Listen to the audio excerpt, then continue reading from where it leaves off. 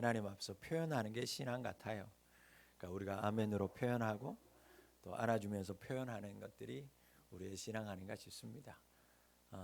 다시 한번 감사 그리고 서로에게 또 응원의 박수 한번 하겠습니다. 오늘 우리가 읽은 본문의 말씀은 이 세상의 그 누구도 경험해서 또 그 누구도 과학적으로 분석해서 오늘 나타난 본문의 말씀을 설명할 수 있는 사람은 아무도 없어요. 그렇다고 그러잖아요. 정답입니다. 이른바 오늘 본문의 말씀은 뭐라고 얘기하냐면 성령 수태고지, 성령께서 임신하는 것을 알려주셨다. 성령 수태고지라고 하는 말씀이에요. 여러분, 마리아가 남자하고 관계하지 않아서 명백하게 일반적인 수정이 없었음에도 불구하고 그 태에 생명이 들어서게 된 신비한 사건을 오늘 본문은 우리에게 말씀하고 있습니다. 여러분, 마리아가 임신한 원인은 남자 때문이 아니라 성령으로부터였어요. 여러분, 이 이상은 성명 불가. 목사님, 저도 설명할 수가 없어요. 말씀 그대로 성령으로부터 마리아가 태에 임신하였다라는 것입니다. 예수님의 이 수태는요, 사람과 자연의 법칙에서 비롯된 게 아니에요. 오직 성령의 힘으로 이루어진 창조와 같은 기적이었습니다. 본문의 말씀대로 동정녀가 예수님을 탄생하는 사건은요, 여러분, 임마누엘의 방법으로 이루어졌어요. 이 세상과 역사는 이미 죄악으로 망가져 있었기 때문에, 그리고 세상을 이렇게나 죄로 망가뜨려진 이 죄인된 우리 때문에 그 인간을 심판하지 않고 구원할 수 있는 길은 하나님의 거룩하신 사랑으로 이 세상 가운데 개입하시는 길밖에 없었다, 그 얘기입니다. 경험으로도 구원할 수 없고 과학으로도 구원할 수 없기에 이 세상은 이미 죄로 망가져 있고 이 죄악으로 망가진 인간 세상 속에서 다 죄인으로 사는 인간들을 심판하지 않고 여전히 이들을 사랑하시기 위해서 이들을 구원하시기 위할 수 있는 길은 거룩하신 하나님의 사랑, 그 사랑이 이 세상 가운데 개입하는 것밖에 없었다라는 겁니다. 그래서 하나님은 이토록 망가진 이 세상과 인간을 회복시키기 위해서 성령으로 길을 여십니다. 그래서 그 여신 길로 오신 분이 바로 하나님의 아들이신 예수님, 그분이 육신의 몸을 입고 이 땅에 오셨다라는 거예요. 여러분, 예수님의 탄생은 하나님이 늘 우리와 함께 계심을 나타내주는 기적의 사건이요, 임마누엘의 사건입니다. 그러나 이 엄청난 기적의 사건을, 하나님의 사랑이 개입된 임마누엘의 사건을 받아들이기에 가장 어려웠던 한 사람이 있었어요. 바로 마리아의 정혼자 요셉이라고 하는 사내였습니다. 여러분, 이건 당연한 일이었어요. 이 중에 남자 중에 이 일을 아무렇지도 않게 받아들일 수 있는 사람은 아무도 없습니다. 요셉도 마찬가지였어요. 성령으로 임신을 했다? 남자하고 관계를 하지 않았는데 내가 약혼한 여인이 임신하고 배가 불러온다? 바보가 아닌 다음에야 이 말을 믿을 수 있는 사람이 세상 천지에 어디 있겠어요? 요셉은 마리아에게 다른 남자가 있었을 것이고 자기 몰래 은밀한 관계를 통해서 마리아가 임신했을 거라고 확신한 거예요. 일반적으로 보면 요셉의 이 분노, 이 실망, 분노 실망을 지나가서 복수심, 그게 달했을 겁니다. 이 여인 하나만 바라봤는데. 그리고 만약 요셉이 지금과 같은 감정과 분노를 만약 행동으로 드러냈다고 하면 그 주변에 그 누구도 요셉을 비난할 사람은 아무도 없었을 거예요. 여러분, 지금도 팔레스타인 지역은 남자들의 말이 곧 법이에요. 오후에 말씀드렸잖아요. 그 첫 번째 여자가 다른 두 번째, 세 번째 여자 얻는 거 그들은 법적으로 아무런 문제가 되지 않아서 어떻게 한다고요? 그들의 내려오는 민속, 그들의 내려오는 그냥 비과학적인, 이렇게 하면 두 번째 여자를 우리 남편이 못 얻는다라고 해서 남편의 밥에다가 여자의 오줌을 탑니다. 그러면 내 남편이 두 번째 아내를 안 맞을 거라고 하는 속설 때문에 지금도요. 그런데 여러분, 지금도 그러한데 2000년 전에 그 팔레스타인의 한 남자가 이 여자가 배가 불러오는데 자신의 뜻대로 한다고 해서, 분노를 낸다고 해서 그 남자를 탓할 사람 아무도 없어요. 여러분, 설령 율법대로 그대로 해도, 그래서 율법 그대로 마리아를 고발하고 하면 그 마리아는요, 수많은 사람들 앞에서 공개적인 수치를 당합니다. 유대의 풍습에 따라서 정혼은, 약혼은 법적인 구속력이 있기 때문에 만일 이 기간 동안에 약혼한 배우자가 될 사람하고 외에 다른 사람과 성적인 부정이 드러나면 율법에 따라서 재판을 합니다. 공개 재판을 하는 거예요. 그래서 우리가 성경에 나오는 것처럼 그 사람들이 다 돌을 들어서 칩니다. 처형할 수 있었다, 그 얘기예요. 그런데 놀라운 사실은 마리아를 고발하고 수치를 줄 수 있는 당연하고 명백한 자리에 있었던 이 권리를 가진 요셉이 자신에게 있는 권리를 포기합니다. 나에게 이런 일이, 아니 상상도 할 수 없는 사건의 소용돌이 속에서 요셉은 남다른 인품과 사랑을 마리아에게 보여줍니다. 그는 이 일에 관하여서 최대한 자제하기 시작해요. 그리고 흥분을 가라앉힙니다. 그리고 인격을 최대한 발휘해서 아무에게도 알리지 않고 나만 알아야지 결정합니다. 그래서 그 마리아를 살리기 위해서 조용히 관계를 끊으려고 하는 거예요. 주변 누구에게도 알리지 않았습니다. 그는 자신이 겪고 있는 큰 아픔과 분노와 배신 절제합니다. 그리고 사랑하는 마리아를 여기에서 조용히 내어줘야 되겠다, 배려하는 거예요.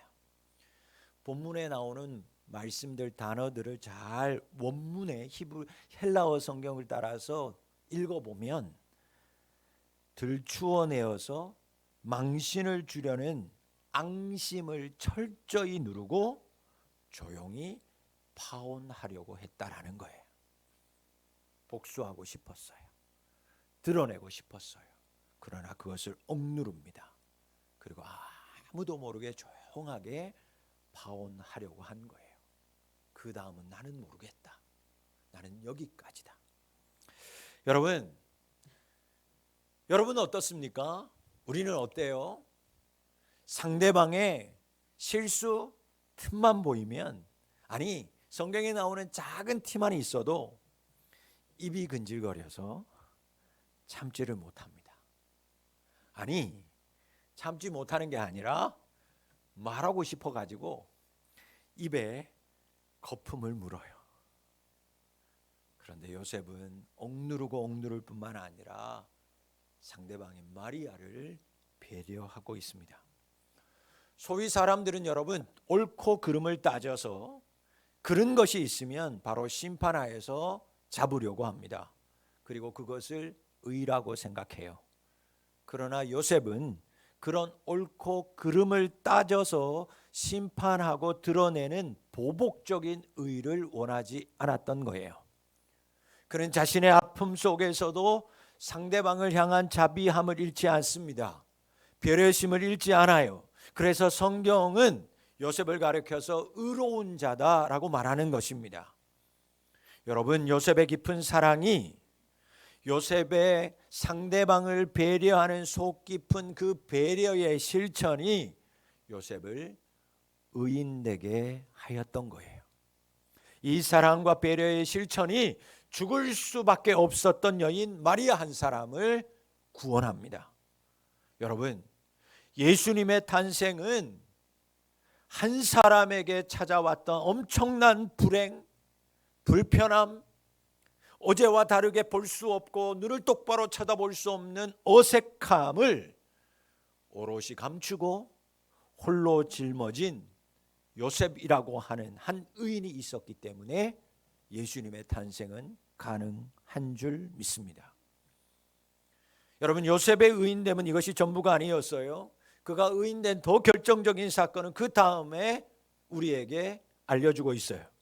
철저히 배신당한 억울한 자신의 마음을 극적으로 억누르고, 그러나 여전히 불편하고 어색한 마음을 가지고 마리아에게 조용히 파혼하려고 고민하고 있었습니다. 그런데 그날 밤에 요셉에게 천사가 나타납니다. 그리고 진실을 알려주죠. 마리아에게 이루어진 일은 하나님이 하신 거라는 거예요. 너의 생각처럼 불륜이나 비행 때문이 아니라 하나님의 성령의 사건으로, 능력으로 이루어진 거룩한 기적의 잉태라는 것입니다. 죄 가운데 눌려있는 인간을 구원하시기 위해서 하나님이 이루신 특별한 섭리요 창조라는 거예요. 하나님이 직접 임마누엘 하셔서 인간 속에 들어오시는 놀라운 신비의 은혜가 마리아 태중에 이루어졌다라고 천사가 고지해 줍니다. 그러면서 이제 태어날 특별한 아이의 이름을 하나님이 구원하신다라고 하는 뜻의 구약 성경의 여호수아, 그 여호수아를 헬라어로 풀어지니까 예수라고 하면서 천사가 마지막에는 친절하게 장명까지 해주고 떠나는 거예요. 꿈이었어요. 꿈에서 깹니다. 다른 날과 조금은 다르게 너무나 또렷하게 기억이 나는 꿈이었어요. 그럼에도 불구하고 꿈은 꿈일 뿐이에요. 여러분, 얼마나 요셉이 이 문제 가지고 고민했을까? 얼마나 24시간 이것을 고민했을까? 그는 그렇게 생각했을 거예요. 무의식 중에도 꿈에 이런 일들이 일어난다는데 내가 너무너무 고민하다 보니까 이런 꿈을 꿨나 보다. 여러분, 이상한 꿈이구나 넘겨도 되는 꿈이었어요. 더 심하게 말하면 개꿈이다, 아무 상관없었을 거예요. 그러나 놀랍게도 요셉은 자신에게 꿈에 나타난 그 꿈속의 계시를 그대로 믿습니다. 더 나아가서 순종합니다. 오아무개 목사가 예전에 뜨겁게 기도하던 어느 젊은 날 하나의 꿈을 꿉니다. 자기가 섬기던 교회가 어떻게 될 건지 꿈속에서 하나님께서 오아무개 목사에게 보여주셨어요. 그 젊은 청년이었던 이제 나이가 들어서 목사가 되는 그 청년은 그 꿈이 무슨 꿈인지도 모르고 그냥 지나갔습니다. 그리고 몇 년이 되지 않아서 그 꿈에 나타났던 그 현상이 그대로 그 교회 가운데 그대로 나타났어요. 그 젊은 사람은 그때서야 하나님께서 나타나셔서 그에게 미리 알라고, 기도하라고, 준비하라고 주신 꿈이라는 것을 사건이 다 터진 이후에야 깨닫게 됩니다. 후회했죠. 그때서 여러분 후회한들, 그 당시 믿음으로 반응하지 못한 지난 날을 다 후회한들 뭐 하겠어요? 그날 이후에 오아무개 목사에게는 그 어떤 꿈도 꾸어지지 않고 밤마다 잠만 잘 자고 있습니다. 하나님이 그때 알아보신 거예요. 아, 쟤는 꿈으로는 안 되겠구나. 저 미련한 놈은 꿈 가지고는 안 되겠구나. 마리아에게 일어난 일을 들었을 때 요셉은 정말 엉두를 수 없는 분노와 불편함이 있었어요. 그의 눈동자를 다시 쳐다볼 수 없는 한 자리에 있기 불편하고 어색함이 있었어요. 그러나 그는 어색함과 그 힘듦과 불편함을, 분노를 그에게 조금 더 드러내지 않습니다. 그리고 오롯이 홀로 자신이 짊어집니다. 더 나아가서 천사가 꿈에 나타나서 말하는 그대로 믿고 아무 조건 없이 마리아를 아내로 맞이한 후에 아이가 태어날 때까지 동침하지 않아요. 말씀대로 순종했다 그 얘기입니다. 그래서 요셉은 오늘 성경에 보니까 의로운 자다라고 말씀하는 거예요. 여러분, 요셉의 이 믿음과 순종으로 인해서 예수님의 탄생이 구체화되었습니다. 마침내 이 땅 가운데 예수님이 오실 수 있었던 거예요. 만약 요셉이 저처럼 미련하였거나 또는 누구처럼 강직한 사람이었다면, 만약 요셉이 믿음의 순종이 없었더라면 마리아는 율법 아래에서 저주받은 아주 죄질이 나쁜 여인으로 죽어갔을 거예요. 그랬다면 메시아를 이 땅에 보내시겠다고 했던 하나님의 계획은 무참히 또 언젠가로 어느 때가 될지 모르지만 지연되었을 겁니다. 저는 오늘 이 놀라운 요셉의 이야기 속에서 하나님의 말씀과 은혜를 함께 나누려고 합니다. 여러분, 첫 번째, 어색함과 불편함을 짊어질 때 하나님의 역사는 일어납니다. 여러분, 평탄하고 무난하고 아무 꺼리낌이 없는 건 누구나 좋아합니다. 누구나 할 수 있고 누구나 반기는 거예요. 그런 일은 그 누구든지 할 수 있어요. 아니, 어쩌면 서로 하려고 합니다. 그러나 불편하고 어색한 일은요, 다 꺼리는 거예요. 저는 우리 푸비 가족들이 모든 사람들이 불편해하고 꺼리는 일에 앞장서는 자들이 되었으면 좋겠습니다. 여러분, 화날 때 어떻게 해야 돼요? 화내는 것이 쉬운 겁니다. 여러분, 화날 때 그거 참는 거 병 된다고 그러잖아요. 화낼 때, 막 끌어오를 때 화내는 거 그거 쉬운 거예요. 무난한 겁니다. 꺼리낌이 없는 거예요. 이유 없이 나를 비난하는 사람들이 있습니다. 그러면 나도 그 사람 비난하는 거 당연한 겁니다. 쉬운 거예요. 평이한 것입니다. 모두가 싫어하는 일, 나도 싫어하고 꺼리는 거 보통입니다. 평범이에요. 그런데 그 평범 가지고는, 그 보통 가지고는, 그 무난함 가지고는 절대로 역사가 나타나거나 따라오지 않는다라는 것입니다. 여러분, 내게 불편함이 있는데 참고, 내가 지금 심히 너무 어색한데 그것을 절제하고, 나는 너무너무 싫지만 남을 더 배려하려고, 그래서 내가 그 불편한 일을 해나갈 때 그때 역사가 일어나는 거예요. 심지어 그때 한 사람을 살리는 생명의 역사도 나타나는 줄 믿습니다. 요즘에 참 많이 우리 교회를 불편하게 하는 한 가지가 있어요. 누구 때문에? 저 때문에. 뭐냐? 구역을 제가 오픈했어요. 내년 구역 이렇게 됩니다. 그랬더니요, 너무 다 불편해하는 거예요. 지금이 좋사오니 제발 그대로 놔두세요. 나 만약 다른 구역으로 옮기면 나 협박 들어갑니다, 목사님. 두고 보세요. 일주일 내내 제가 시달렸습니다. 불편하게 않으려고 하는 거예요. 오늘 오후에 성탄 발표합니다. 들어보니까 안 하겠다라는 거예요. 하자고. 왜? 어색하니까, 불편하니까 안 하겠다라는 거예요.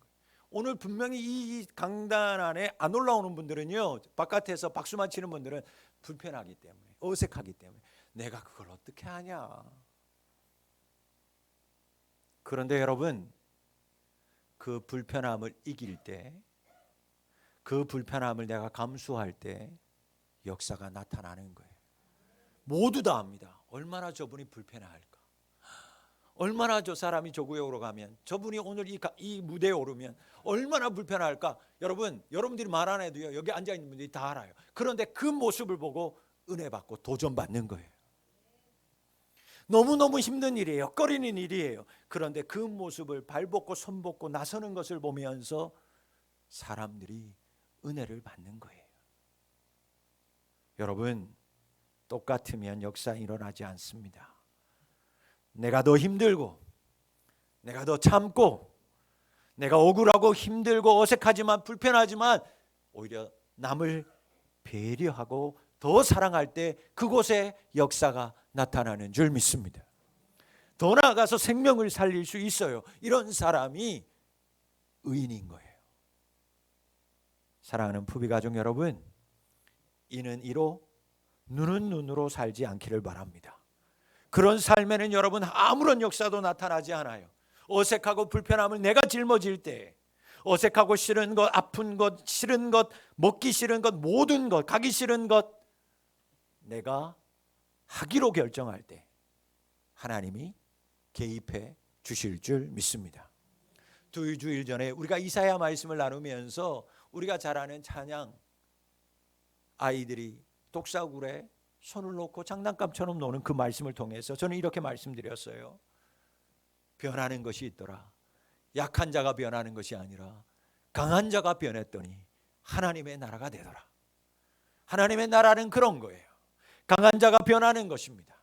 어색한 사람들 그 어색함을 숨기는 거예요. 불편함을 숨기는 거예요. 그리고 평안함으로 그들을 배려하는 거예요. 그때 여러분의 가정과 일터 위에 우리 교회 가운데 하나님의 나라가, 생명의 역사가 나타나게 되는 줄 믿습니다. 여러분, 그런 의인이 되세요. 길가에서 여러분 철길에 뛰어들어가는 그런 의인은 안 되어도 내가 할 수 있는 불편함을 짊어지고 사랑으로 배려하고 섬길 수 있는 그런 의인이 될 때 하나님의 역사가 여러분들 통해서 여러분의 가정, 여러분의 직장, 학교 안에, 그리고 우리 교회 안에 넘쳐나게 될 줄 믿습니다. 두 번째, 오늘 말씀 속에서 하나님께 주시는 은혜는 뭐냐? 예할 때 하나님의 은혜가 나타난다라는 것입니다. 다 같이 따라할까요? 아멘. 네. 여러분, 어떠한 경우에도 하나님의 뜻에 믿음과 순종으로 한 걸음 더 나아갈 때 하나님의 역사는 우리 삶 가운데 드러나는 거예요. 내가 불편하다고, 내가 부담된다고 외면하면 나타나야 할 하나님의 역사의 그리고 축복은 나 때문에 지연되는 것입니다. 요셉에게 엄청난 부담이었어요. 그래서 참고 조용히 끝내려고 했어요. 여러분, 이것만 해도 대단한 겁니다. 잘하는 거예요. 꿈도 흘려보낼 수 있었어요. 그러나 그는 믿음이라고 하는, 순종이라고 하는 한 걸음을 거기에서 더 내딛기 시작합니다. 엄청난 부담감 속에서 아니, 내가 감당해야지 마음 먹고 이 천사의 그 꿈속에서 깨어나고 그는 바로 예하고 순종하는 거예요. 사랑하는 성도 여러분, 모든 성경의 의인들과 믿음의 사람들을 보세요.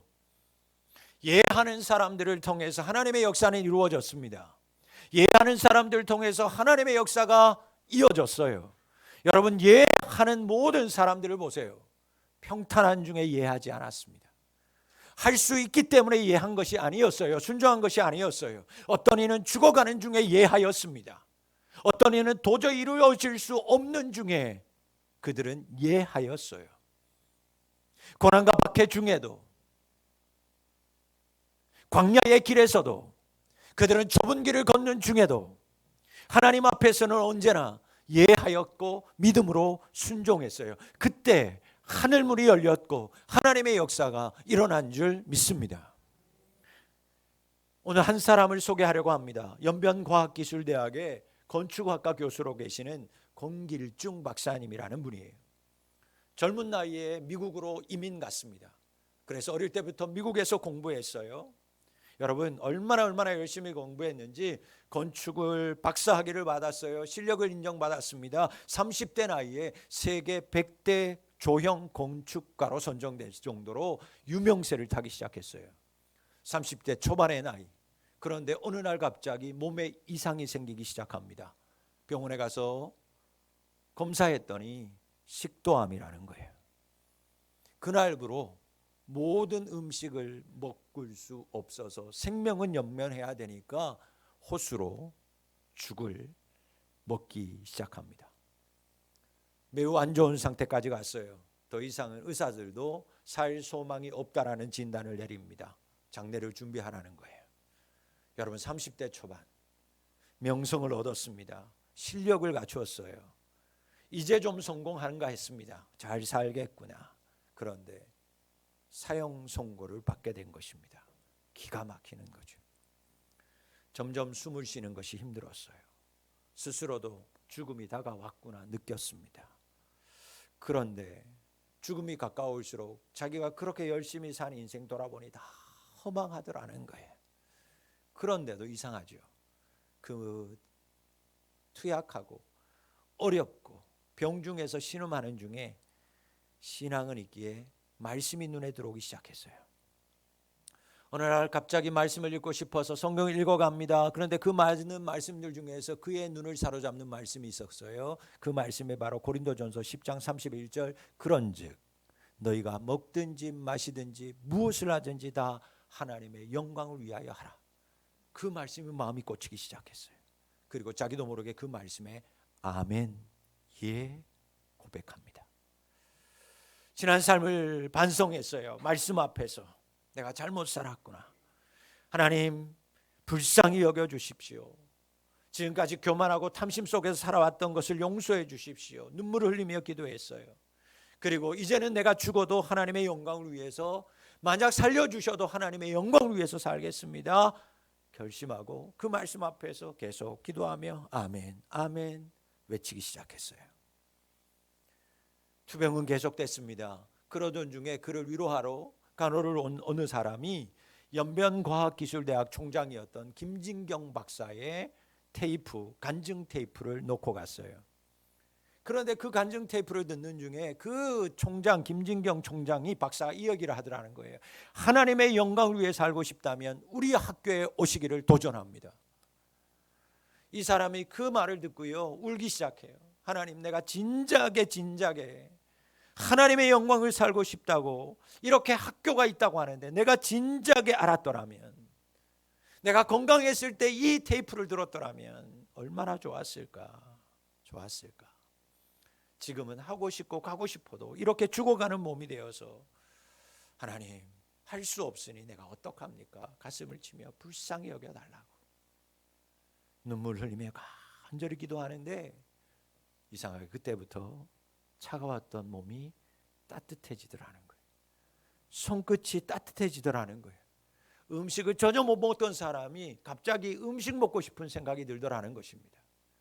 그래서 간호사를 불렀어요. 호수 빼달라고. 그리고 그 따뜻해지는 손을 통해서 죽을 떠먹기 시작했습니다.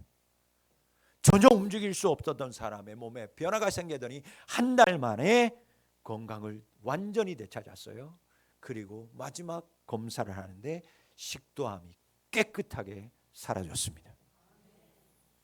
그분이 치유받은 후에 이렇게 하나님 앞에 기도했어요. 하나님, 죽을 목숨 살려주셨으니 이제 내가 아멘 했던 그대로 하나님의 영광을 위해서 살겠습니다. 감사기도 하고 퇴원했어요. 그런데 그 이후에 어느 곳에서 연변과학기술대학에서 건축과학 교수를 모집한다는 광고를 봅니다. 하나님의 뜻이라는 것을 알았어요. 그리고 그 마음 안에 하나님을 모르는 중국 사람들에게 가서 복음 전해야 되겠다 결심합니다. 그래서 여러분 지금까지도 학생들을 중국에서 가르치고 전도하고 남은 인생 행복하게 살고 있다라는 겁니다. 그분이 건강을 회복하고 계속해서 미국에 있었다면 돈 많이 벌었을 거예요. 더 많이 인정받을 수 있었을 거예요. 그러나 그는 복음을 전하고 하나님 나라, 하나님 은혜를 확장시키는 일, 그 일이 더 보람차고 더 기쁘고 행복하다고 그는 가는 곳마다 간증합니다. 그는 예, 아멘 하고 순종했더니 자신의 몸에, 자신의 인생에 엄청난 하나님의 역사가 나타났다라고 가는 곳마다 소리 지르면서 외치며 간증하고 있어요. 사랑하는 성도 여러분, 예수님은 어떠한 분이었는가? 고린도후서 1장 18절 19절 말씀해 보니까 그분을 이렇게 설명하고 있습니다. 예 하고 아니오가 없으셨다. 그분 안에는 예만 있으셨느니라. 할렐루야. 여러분, 그래서 예수님은 십자가 그 고통 앞에서도, 그 어떠한 아픔과 연약함 속에서도 그분은 그 앞에서도 예 순종하심으로 말미암아 하나님의 놀라운 역사가 주님이 가시는 곳곳마다 열려지고 행하여진 줄 믿습니다. 여러분, 하나님은 순종하는 예하는 사람들 통해서 하나님의 역사를 써내려가는 거예요.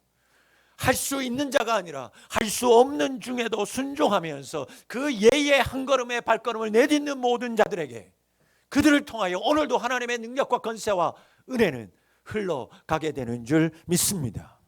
우리는 오늘도 이해되지 않은 수많은 사건과 일들을 만나요. 때로는 나와 아무런 관계도 없는데 억울하고 분한 일들을 마주치게 되고 만나게 됩니다. 여러분, 기억하세요. 바로 그때가 하나님이 여러분을 통해서 역사하시려는 순간이라는 것을. 왜 이렇게 불편해? 왜 이렇게 억울해? 그때 하나님이 나를 통해 역사하시려고 하는구나. 불편하고 억울하고 힘들 때, 그러므로 그때 배려하는 자가 되시기를 바랍니다. 억울해요, 어색해요. 그러나 그때 더 한 번 더 사랑하는 자가 되실 수 있기를 바랍니다. 그때 여러분 때문에 사람이 살아나는 거예요. 여러분 때문에 생명이 살아날 줄 믿습니다. 그리고 한 걸음 더 내딛는 자가 될 수 있기를 축원합니다. 불편하지만, 어색하지만, 힘들지만, 외면하고 싶지만 그때 예하시는 자 되실 수 있기를 바랍니다. 믿음으로 순종하시기를 바랍니다. 그 예 순종을 통해서 놀라운 하나님의 역사가 나타납니다. 불편한 부담, 그 부담을 배려와 사랑으로, 그 아픔과 부담을 순종, 예, 믿음으로 짊어지셔서 하나님의 역사를 나타내는 통로가 다 되실 수 있는 우리 모든 성도님들의 삶이 될 수 있기를 주의 이름으로 축원합니다. 기도하겠습니다. 하나님, 이해되지 않는 일,